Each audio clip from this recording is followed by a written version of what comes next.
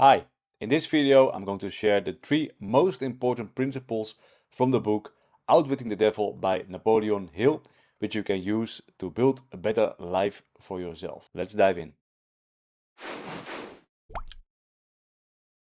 Hi, my name is Jelle and I make education videos. Today we will go over the 3 key principles from Outwitting the Devil by Napoleon Hill. And the 3 habits are the habit of drifting, the law of hypnotic rhythm, and the element of time. We will all discuss them separately. The first principle is the habit of drifting. So, what is drifting? This refers to people who go to life without a clear direction. They take life as it comes and remain passive in general. A drifter rarely thinks about the long term consequences of their actions. For example, they may eat poorly, they smoke, they drink, and they have other bad health habits. This means that their health on the long term will slowly decline, but apparently a lot of them don't really care or even think about it. Drifters often have negative thoughts, beliefs, and habits. It's important to understand that negative thoughts eventually turn into beliefs, and those beliefs will shape your habits or can shape your habits, which in turn can actually shape your life because you have a lot of different habits. Together, they form your daily life. That's why the life of a drifter is in general average at best and sometimes even very negative. For example, someone who smokes and drinks so much that his life will deteriorate in a very rapid pace, and this will bring certain health problems. The non-drifter is the opposite. This person is actually thinking about how to shape their life. They have a clear goal in mind and a plan which will help them to accomplish that goal. They know what they want and they know what they don't want. They design their environment to support their goals and look for people that are in line with their values and belief systems.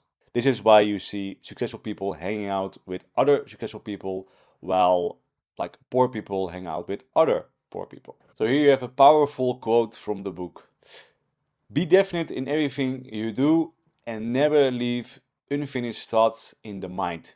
Form the habit of reaching definite decision on all subjects. An explanation is that you really have to know what you want in life in order to get it. With this mindset, there is no room for drifting. A non-drifter often lives a more meaningful life because they constantly evaluate whether their actions align with their goals and adjust them where needed. However, becoming a non-drifter requires a strong will. Most people won't understand your choices and unconsciously hold you back or might hold you back.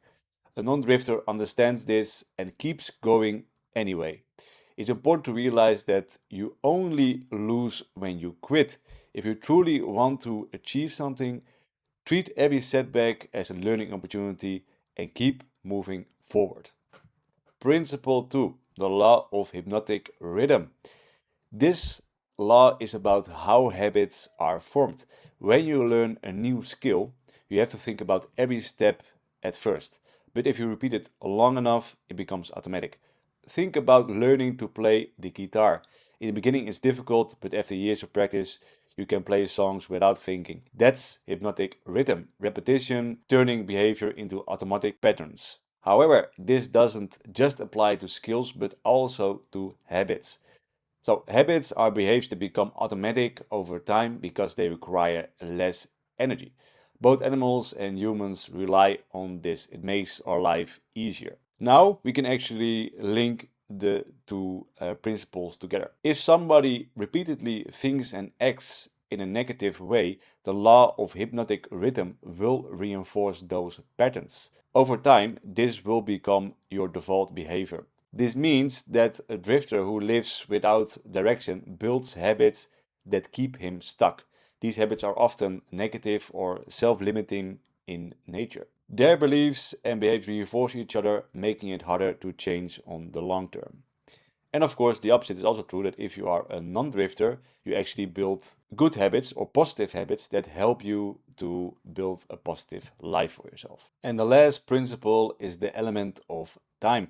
Time keeps moving forward whether you like it or not. We've seen that through hypnotic rhythm, habits are formed. But what makes those habits stick is time. The better your habits are, the better your life probably will be in the future. If someone behaves like a drifter, their life will probably remain the same or decline, because negative thoughts, beliefs, and behaviors tend to be punished. A non drifter, on the other hand, will gradually build a better life because positive thinking, beliefs, and behaviors are generally rewarded on the long term. This is not really hard to understand.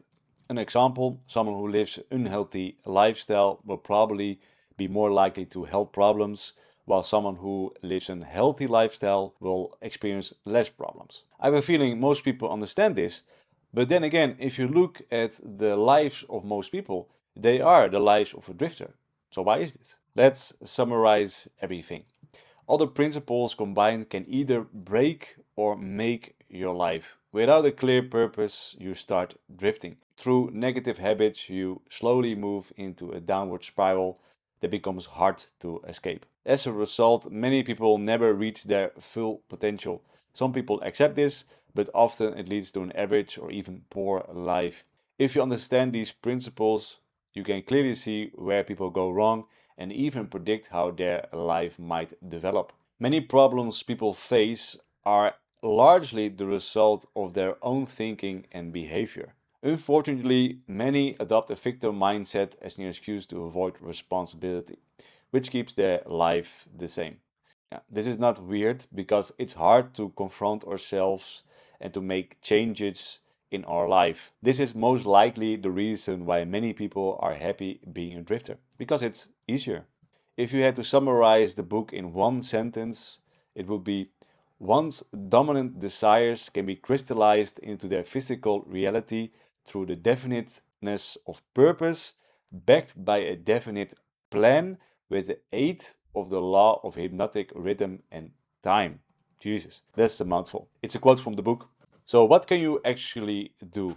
A simple steps you can follow is that you have to decide that you truly want to build a good or better life for yourself.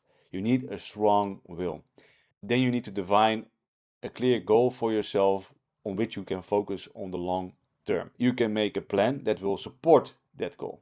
And then use the law of the hypnotic rhythm and time to your advantage by building positive habits.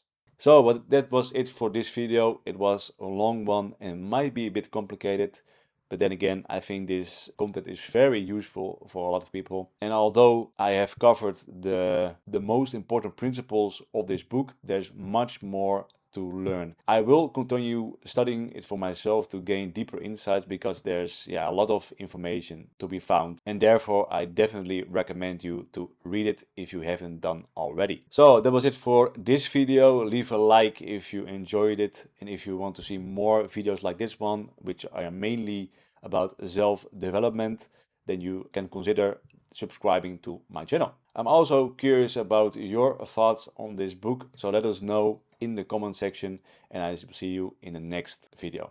Have a great day.